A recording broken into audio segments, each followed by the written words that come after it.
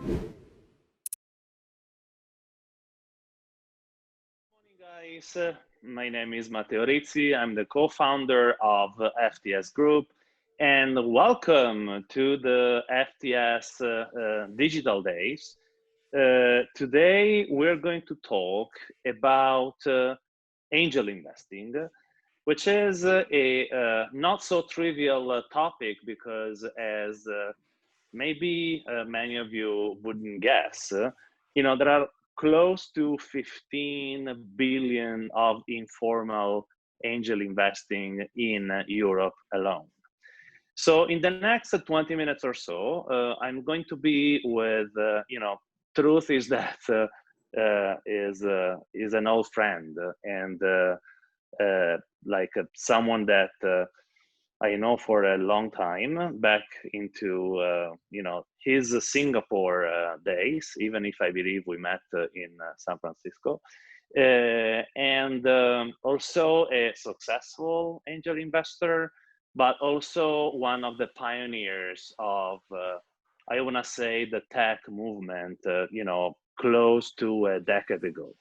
So, without further ado, let me introduce you to my friend Simone Brunozzi, that is going to sort of co-host this first chat in the morning with me.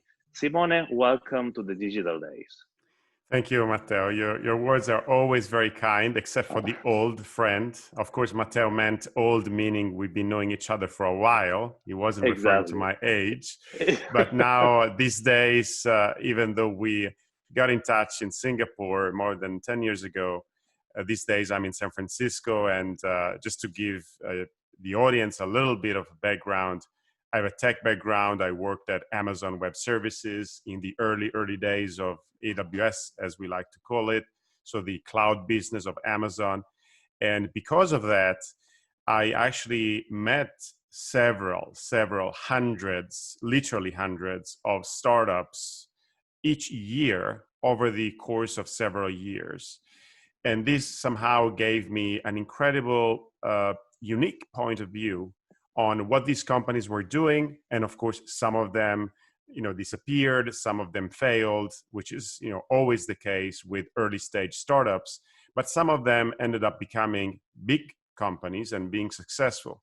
And because of this, and because I had some money on the side that I wanted to use in a different way, I started angel investing myself with my own money, and I did about 15 angel investments over the course of a few years. But also I co-founded a micro VC fund, which is a weird term that essentially means it's like a VC, a venture capital, so an entity that invests in startups.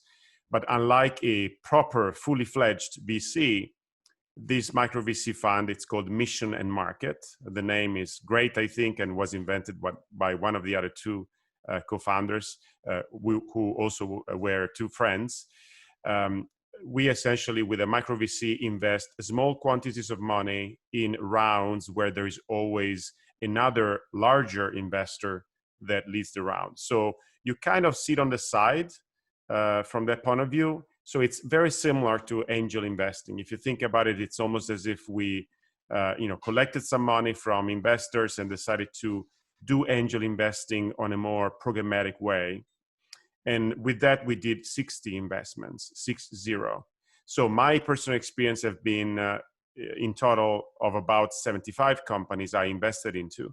And if you meet anyone that talks about angel investing, if that person is honest, they will tell you, 75 or 100 or whatever the number is, that's enough just to understand what are the most common mistakes that I can do in angel investing.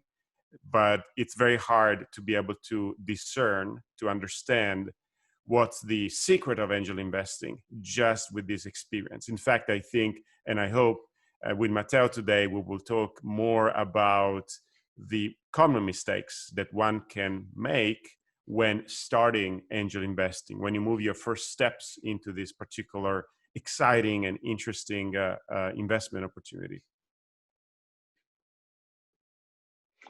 Thank you, Simone. And, of course, there is a reason why I wanted to kick off this day by talking to you because not only your experience but also the variety of startups and even the different modalities of investments that you have sort of experienced. Gives actually our audience a great perspective. Let's start by this, and you can answer any way you want, your own thinking or your experience talking to the different angels in the Silicon Valley and elsewhere. So I think that money should not be, in general, correct me if I'm wrong, the main motivation for an angel investor, because at least that's my humble experience, it should be compensated or equally compensated by a genuine willingness to sort of help the entrepreneur. And I don't want to say it's almost a give back, but a little bit maybe, right? Because at the end of the day, if you're an angel, it's because you either have or made some money, and you want to use a part of it to sort of make other people live through the experience of entrepreneurship that maybe you yourself have have made. What's your experience? What's your take? So yeah, absolutely. I think more so than in other situations, when you do angel investing, you should essentially assume that the money is lost. So usually when you invest in a company as an angel, the most common check size, if you will, so the amount of money that people invest is usually in the range of tens of thousands of dollars. So it could be 20, 25,000, it could be 50. Sometimes very wealthy people that do angel investing on a bigger level, they invest hundreds of thousands of dollars. But the first rule I would say is that assume that money is lost. You should feel comfortable in completely losing the entire amount that you invest in angel investments, because it is actually what usually happens. In most cases, a large majority of your investments will just go to zero, or in approximation, you're close to zero. And in fact, the ones that I remember the most are actually the ones that are painful in this way. But interestingly enough, when you did an investment that didn't pan out, but you were happy with the investment, you thought you did the right thing, you were excited about the company, the founders, etc., and it goes to zero, you don't feel too bad about it, meaning that it's a this type of game where out of 10 or out of 20 of these investments, one will probably go well if you are a good angel investor, and therefore it would repay for everything else. So you have to somehow accept this very high failure rate. But the ones that really sting are the ones where you invested the money and somehow you had some doubts, or maybe you thought, oh, I have this pride. I want to be, for example, this is a mistake I did. In one company that was just starting to raise money, I had the opportunity to be the first angel investor. So the first money in, the first check, as they call it in Silicon Valley. And I thought, this is exciting. I mean, I was interested in the company, but then pride is a big reason why I decided to invest. And because of that, of course, as you can guess, the outcome was not positive. The founder actually didn't behave properly. They somehow masqueraded some of the details of the company. So it was not illegal what they did, but they were not necessarily the most open or transparent or honest founders that I could find. And I lost most of that investment. I think I recouped 10% of my original $20,000. And that one is something that I still think about, because I say, I should have not done this. Pride should not drive you. Or maybe the desire to make millions of dollars out of an investment. That shouldn't be the main reason.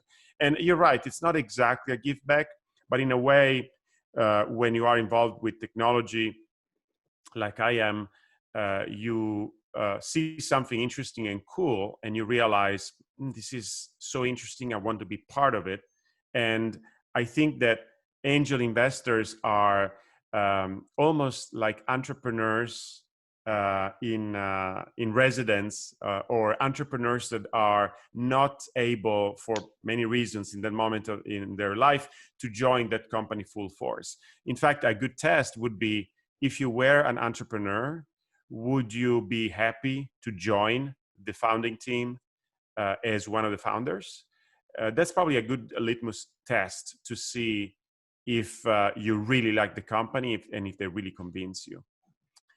And then, of course, there's many other stories I could share, but I think I want to see where you want to lead us. Where you want the conversations to go. So, what do you think we should explore more, Matteo? Yeah, so you were talking about like the most common mistakes, but actually, without being too broad, there is actually something quite specific, because we did have a similar conversation with with the founder of a sort of group of angels, and this guy, I will introduce the guys. Actually, he lives here in Lisbon, more maybe of an old school, made some I want to say some old money, not really in tech, but then got passionate about helping other entrepreneurs.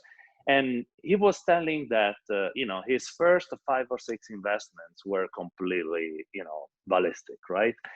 Because of course he didn't have such a huge even like tech slash new tech background, right? So that's why he decided to structure in a way his angel investment approach, which is somehow comparable to mission and market, right? So you, instead of being a single decision maker, you decided to get your muscle stronger with some like-minded people, which is exactly what he did.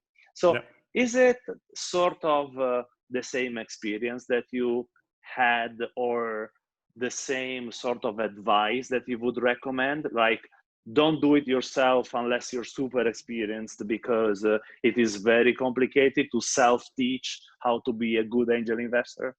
Yeah, I think this is an excellent question. And the answer is actually both yes and no. And let me explain. Yes, because doing things alone or in a relatively isolated way doesn't give you the opportunity to grow and learn from others. And for example, with Mission and Market, we are 3 partners. The fund is now fully deployed, meaning that we invested all the money that we had in the fund, and therefore it's just active, essentially waiting for these companies to exit and liquidate their position and hopefully make us some money. But during the process of investing, which lasted for about 5 years, we evaluated more than 200 deals. And of those 200 deals that we brought to the table, essentially to the collective table, there were many more that we individually saw and decided this is not worth bringing to the attention of the other 2 partners. So we collectively saw, let's say, for approximation, 1,000 deals together in total. And when we brought those 200 or so deals to the table over the course of those 5 years, we had to discuss ways in which this company could succeed, ways in which investing in this company was meaningful and made sense. And it's interesting when you see you as a technology expert and the other 2 person also technologists, how they see things and how they comment or add to your own thinking. So in that way, in that sense, the yes to your answer is, when you have like-minded people around you and you do things together, it's a great opportunity to learn and somehow see how other people do this. The no to the question is actually precisely for that reason. You should avoid consensus in a way. And by this is what I mean. When you evaluate a company, sometimes you ask who else is investing and who else has already invested. Maybe there is a round being raised and the entrepreneur tells you, I'm raising $3 million and 1.5 are already committed. There's only space for 1.5 left. And you're there thinking, oh, I have the so-called FOMO, fear of missing out. Other people have already committed, so it should be good, right? That's what you think in your head. And it's human nature.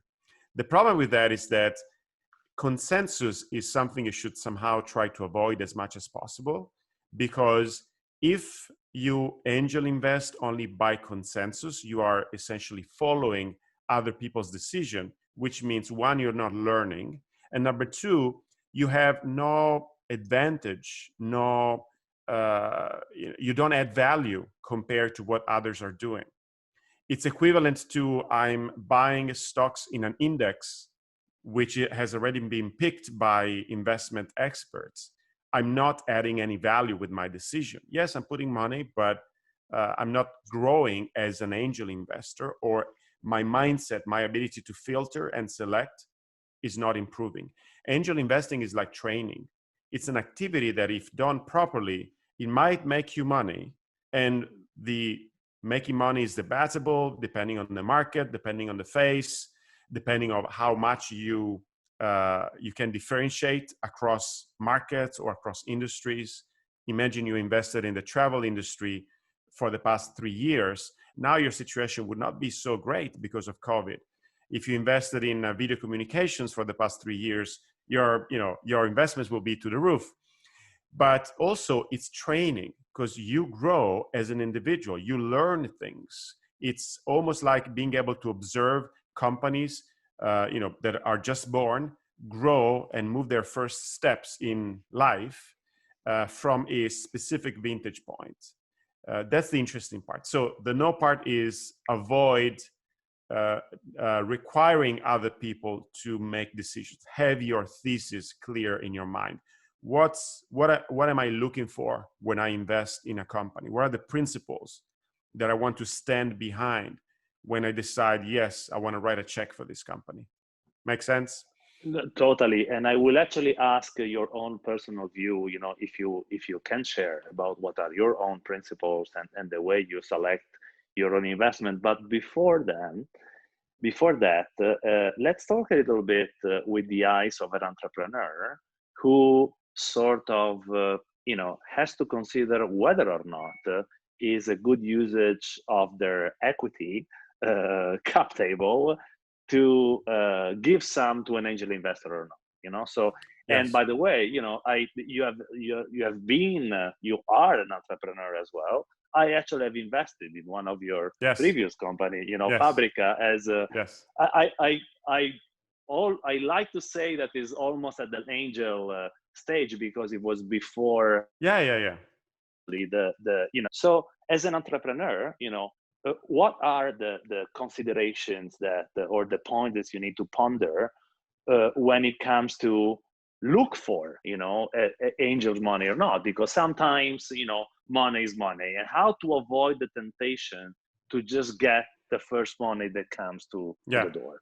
No, absolutely. This is another excellent question, because if you are not successful, that's never going to be a problem. If your company fails in a year or two, whatever angels you brought to the table, it doesn't matter, because it didn't go well. It didn't succeed, fine. The problem is, if you succeed, if your company starts growing, keeps growing, and raises more money over subsequent rounds, at that point, there are a few phenomena that happen, or a few things that you should somehow keep in mind when you decide whether to accept an angel into your cap table, so as an investor. Number one is that some angel investors might be annoying, might be friction. They might ask you for updates every week, or they might continue asking you things, or even trying to guide you or tell you what to do. An angel should never tell an entrepreneur what to do. The entrepreneur is the decision maker. An angel can be of support. The entrepreneur can go there and say, I don't know anything about this particular problem. You have experience. Tell me how you solved it, how you framed a possible solution. That's different than the angel should take the decision. The angel can say, I can present you with evidence and experience based on what I've seen in my life, but you still have to take the decision at the end. So that's one aspect of good angels or bad angels, making sure that they know what's their position in relation to the company and how much they can interfere with the day-to-day life of the company. And they can do that in the right way. And some angels are not able to do that. Usually an angel that has not been an entrepreneur or an angel that has not done a lot of angel investing might have a tendency to have issues there. And you can even try to tell them. You can even say, hey, I appreciate your intent, but this is not helpful. This is not what I'm looking for. The other thing is angels usually nowadays invest using very common sense as well, legal tools, a safe or a convertible note in the Anglo-Saxon world, and similar, similar tools in other markets. And those are pretty straightforward. Essentially, up until 15 years ago, 10 years ago, you could have negotiated special terms with the entrepreneur. You could have said, I want to give you $50,000, but I want this particular right. I want voting rights on the board. I want, liquidation preference, and so on and so forth. This is something, thankfully, not needed anymore. It doesn't really happen much anymore, because this variability or these special cases, they just add a lot of complexity in a moment where complexity is not needed. You are already trying to take off with your business. You don't want to deal with hours and hours of negotiating or discussing or figuring out what that special clause in that special contract means for this new round. Also, if you have special deals like that, subsequent rounds, other investors might come in and say, I'm not comfortable in investing because there's this special clause that you agreed on with your previous angel investor. And sometimes you can go to the angel investor and say, hey, this right that you have, this clause that you added to that investment you made a year ago is actually giving me problems with the new investor. And maybe a good angel investor would say, you know what, I want you to survive, to succeed. I want you to raise money. I can give it up. I can renounce to it. So this particular approach of being somehow, I don't want to say generous in the sense of the entrepreneur should expect the angel to just give everything back, but this approach of being reasonable in a conversation. Imagine it's the equivalent of, I don't know, I've never been through that experience, but imagine a couple is going through a divorce. I think that there is a big difference when the couple tries to reason and tries to just be constructive, tries to not kill each other, to not damage each other, versus a couple that says, I want to get anything I can from this deal. And lawyers and discussions, and this is something that, of course, consumes both parties. So an angel should have the company's best interest at heart. And as an entrepreneur, you should try to somehow check for these aspects of personality. And then the last very important aspect is, besides money, what else do you bring to the table? Like, you're investing an amount of money, but is your expertise relevant to what I'm building? Can I use your network for introductions to potential clients, to potential employees, to other potential investors? If, this is what people call smart money, which is abused as a term, so I don't like to use it too much. But when you have someone that is plugged into your industry that wants to invest, it adds credibility to your business, because you say, I'm building a fintech app and the previous head of a bank is willing to angel invest. Well, that guy should know something about banks and the financial industry. If he's willing to invest, maybe the idea is not too bad after all. So those are the aspects I will look for when I decide whether to bring an angel investor on board. Thank you, Simone. Now we got like a couple of minutes left. So tweet sides sort of advices to like some of our auditors or guys that are willing to enter, the angel space. And I don't know if we can say it or not, but and you're too modest, so I will say it sort of instead of you. But I just no longer than today, I know of a company that raised $25 million, and they announced it today or yesterday, right? And now you're an angel investor. Can I Yes. can I can I name Yeah, it, yeah, or yeah. is Of not? course. Yeah, Yeah, yeah, you can. it's True Layer, right? So Yes. so that gives you an idea. You have been angel, one of the angel of True Layer, one of the most successful company of the fintech ecosystems in Europe, fellow Italian Yes. co-founder, which helps as well. There is Yes. also some, a lot of things in common. So give us 2-3 advices, that to like keep these new potential angels real, Yes. Absolutely. yeah. And of course, congratulations to Francesco and Luca of True Layer. They're amazing entrepreneurs. I'm very happy for them. So I think, as I said at the beginning, it's easier to tell you what the mistakes have been rather than to tell you these are the rules you should follow. But I'll try to do my best. I think that number one, you should decide this is the amount I'm going to invest, and you should feel completely comfortable losing it all. You might say $100,000, I put it on the side, I will invest it over 4 companies, and whatever happens, if I lose everything, I'm okay. This is number one. You should feel really relieved if those investments go away and get wasted. Of course, it shouldn't be your goal.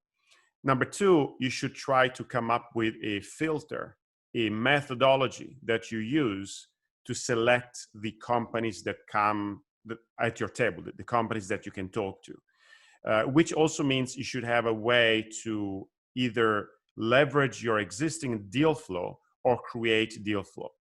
If you don't meet many startups, the problem is you have a selection bias. The problem is you would end up meeting, let's say, 20 companies in an ecosystem that is not particularly successful. So your chances of success are lower. Try to understand how you can be in touch with companies that work in industries and in ecosystems in geographical areas where there is a high chance of success in your mind. Of course, it's your opinion. And then decide how to filter this. What are the questions you want to ask them? It shouldn't be too rigid or too structured, but there should be 1 or 2 fundamental questions that startup should be able to answer for you. For example, my favorite is, would I be co-founder with this founding team? Am I confident enough about them? Do I like them enough that if I didn't have anything else to do right now and they would ask me, I would happily join? That's a very good test. Then the fourth one is, you want to try to be successful. What is it? What is the unique insight, the uniqueness of your ability to filter and essentially select this startup over everyone else? Because if, as I was saying earlier, if you go with consensus, if you say only if 10 other investors have invested, I'm going to go there, otherwise I'm not. You should instead ask yourself, well, I don't really know if those 10 investors are smarter than me. Instead, I should say, what is the special knowledge or the unique skill set that I have that, if applied to angel investing, can give me an edge? For example, imagine, I'll give you my example. I was a technology evangelist for Amazon Web Services, and then I was a CTO for VMware. So I did a lot of presentations in public and interactions with startups, etc. So that's kind of my uniqueness. How can I apply this to startups? How can I be able to see the value of a great startup before anyone else by using this? What kind of startup should I look for? Probably not a consumer, a B2C startup, because in my world, I saw more B2B startups, so that's a filter. Probably something that has to do with enterprise IT and how, data centers, how servers, how, information systems work in the back end, hidden from, the general population. That's the world where I have some unique insights. So I should look for companies that do something in that space. Those are probably good principles. I'm not sure if this is enough, because as I said, you know, once you get to do this, you quickly realize theory is theory, and you throw it out of the window, and practice becomes and experience becomes the most important thing. And then I will add one more thing, though. I think integrity in what you do is very important. Your integrity, but also the integrity of others. So try to make sure that the people you invest into have the right level of integrity, because sometimes in life you meet companies or entities or individuals that are not exactly honest or straightforward with the people they speak with, and try to check that out as well. Simone, thank you so much for kick off this super interesting discussion, and to share what is, what I consider one of the wealthiest amount of experience in this field. Thank you very much for being with us, Simone. Thanks for having me, Matteo. Good to see you. Goodbye. And everyone. Guys, stay with us. FTS Digital Days continues the conversation later on. The theme is going to stay the same. Simone, thank again. Have a good rest of the day in San Francisco, and speak soon, my friend. Thank you, Matteo. Bye-bye. Bye, everyone.